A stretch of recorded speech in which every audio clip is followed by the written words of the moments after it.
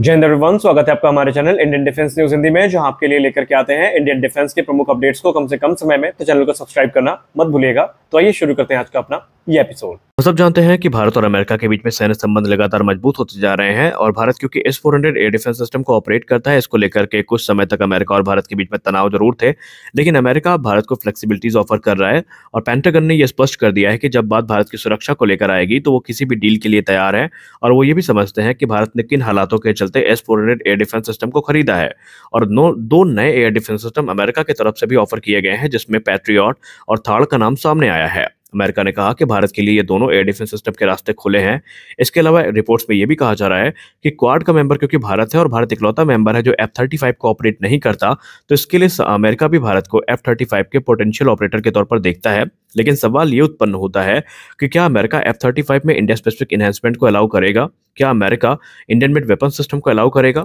जो कि F-35 के लिए काफी जरूरी है कंपैटिबिलिटी के लिए? तो ये सारी चीजें काफी इंटरेस्टिंग होने वाली हैं। हम सब ये मान के चल रहे थे कि जनरल इलेक्ट्रिक के द्वारा 2 F404 इंजन सितंबर में डिलीवर कर दिए जाएंगे, जैसा कि उन्होंने वादा किया था। लेकिन एक बार फिर से जनरल इलेक्ट्रिक अपने इस वादे को पूरा करने में फेल रही है। जनरल इलेक्ट्रिक को लेकर द प्रिंट की रिपोर्ट में कहा गया है कि जनरल इलेक्ट्रिक ने एक नया शेड्यूल सामने रखा है, जहां पर 2 इंजन अब भारत को सितंबर में नहीं बल्कि नवंबर तक डिलीवर किए जाएंगे। और उसके बाद जनरल इलेक्ट्रिक ने यह भी कहा है कि इन 2 इंजन को डिलीवर करने के बाद प्रत्येक माह 2 इंजन भारत को और डिलीवर किए जाएंगे, जो कि काफी ज्यादा भारत की हेल्प करेंगे। यानी कि अगर हम पूर्व के वादे की बात करें तो उन्होंने कहा था कि सितंबर में 2 इंजन मिलेंगे और बाद में मार्च 2025 तक एडिशनल 6 इंजन जो है ये डिलीवर कर दिए जाएंगे। हालांकि तेजस मार्क 1A बन के तैयार है और 2 एडिशनल तेजस मार्क 1A में ग्रेड बी इंजन का इस्तेमाल किया गया है, जो कि आगे चल के एक्चुअल इंजन से रिप्लेस कर दिए जाएंगे।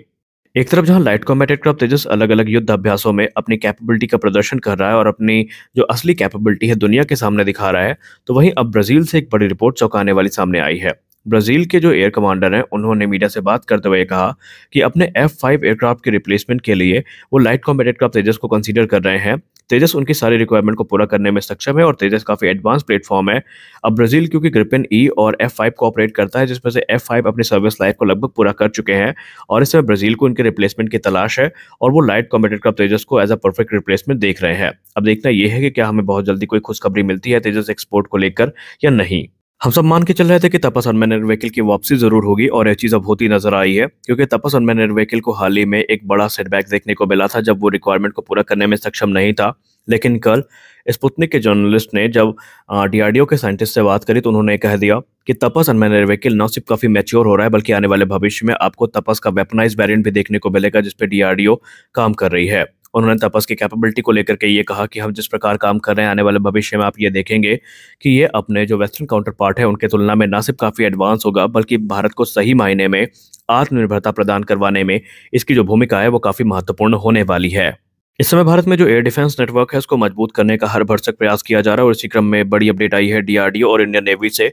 Defence Research and Development Organisation और भारतीय नौसेना के द्वारा संयुक्त रूप से vertical launch short range surface to air missile system, जिसको VLSR SAM के नाम से जानते हैं, इसका सफल टेस्ट किया गया है और ये test integrated test range Chandipur Orissa से किया गया है और ये टेस्ट पूर्णतः सफल रहा है। इसमें जो भी मिशन ऑब्जेक्टिव थे वो पूरे कर लिए गए हैं और इस समय VLSR SAM के जो टेस्ट हैं वो एक के बाद सफल होते जा रहे हैं और बहुत जल्दी इन्हें प्रोडक्शन क्लियरेंस भी मिल जाएगी, जो कि शॉर्ट रेंज की जो थ्रेट्स हैं उनको काउंटर करने में सक्षम होगी, जैसे कि ड्रोन्स, फाइटर जेट या फिर हेलीकॉप्टर्स हो गए, वो इनका आसान टारगेट बन जाएंगे। भारत में इस समय जिस प्रकार ड्रोन कैपेबिलिटीज बढ़ती जा रही है, तो उसी प्रकार से एंटी ड्रोन कैपेबिलिटीज को भी इनहांस किया जा रहा है। आप सब जानते हैं कि ड्रोन मॉडर्न वॉरफेयर के सबसे घातक वेपन सिस्टम है और इसी बीच रक्षा मंत्री राजनाथ सिंह जी ने बिग बैंग बूम सॉल्यूशन के द्वारा बनाए गए वज्र शॉट एंटी ड्रोन जैमर का निरीक्षण किया है, इसका रिव्यू किया है। आपको बता दें कि बिग बैंग बूम सॉल्यूशन ने वज्र शॉट नाम से एंटी ड्रोन जैमर विकसित किया है, जो कि 2 किलोमीटर की रेंज में किसी भी ड्रोन को टेक डाउन कर सकता है। इसका जो रेडार है वो 360 डिग्री की कवरेज देता है